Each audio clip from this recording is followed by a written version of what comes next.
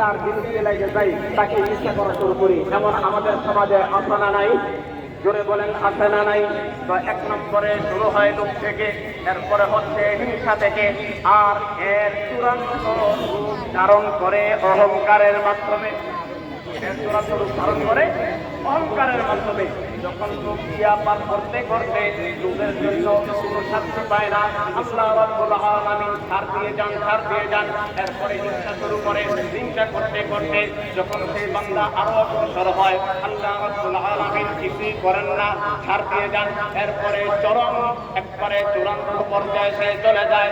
লোভ তার মধ্যে থাকে, হিংসাও তার মধ্যে থাকে, অহংকারও তার মধ্যে থাকে। অহংকার করতে করতে নিজের এক পর্যায়ে খুদার কাছাকাছি মনে করে। আর ফেরাউন নমরুদ খোদাই দাবি করেছিল। যখন এই পর্যায়ে কোনো বান্দা চলে যায়, তখন আল্লাহ আর জান্নাত এমন ধরা ধরেন, এই ধরা থেকে বাঁচার কোনো আর রাস্তা থাকে না। এমন আছে না নাই? জোরে বলেন আছে না নাই? আমাদের সমাজে, আমাদের রাষ্ট্রে বিভিন্ন ভাবে এগুলো আমরা দেখতে পাই, কিন্তু আমরা তার থেকে শিক্ষা গ্রহণ করি না। তো এই দিন থেকে মুক্ত থাকার উপায় কি? এই তিনটা জিনিস থেকে, লোভ থেকে মুক্ত থাকার উপায় হইল তাকওয়া, হিংসা থেকে মুক্ত থাকার উপায় হলো তাকওয়া, অহংকার থেকে মুক্ত থাকার উপায় হলো তাকওয়া।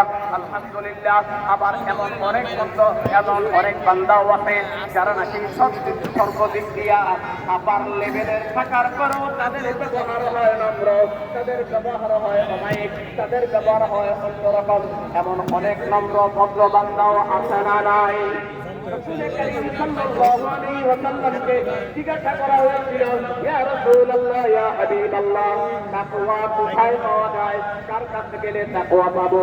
তাকওয়া শিক্ষা কার কাছে গেলে পাবো? রাসূল কারীম সাল্লাল্লাহু আলাইহি ওয়াসাল্লাম ঘোষণা করে দেন, সিনার দিকে আঙ্গুল দিয়ে ইশারা করে বলেন, আত-তাকওয়া হাহুনা, আত-তাকওয়া হাহুনা, আত-তাকওয়া হাহুনা। তাকওয়া হচ্ছে, এটা কোনো বাজারে পাওয়া যায় না, এটা কোনো দোকানে কিনতে পাওয়া যায় না, এটা কোনো শপিং মলে কিনতে পাওয়া যায় না।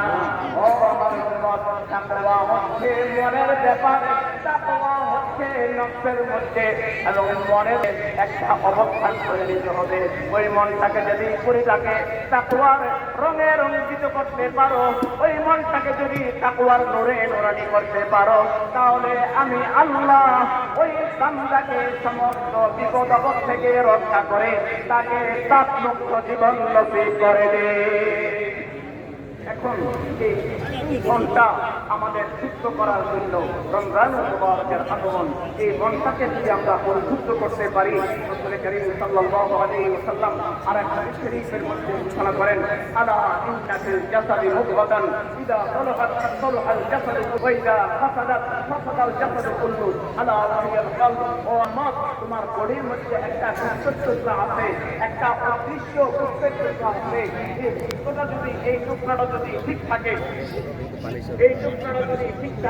তাহলে তোমার সবকিছু ঠিক হয়ে যাবে। আর এটার মধ্যে যদি পতন ধরে যায়, তাহলে বাহ্যিকভাবে যতই সাজসজ্জা করো, দয়াল নবী বলেন সেটা তোমার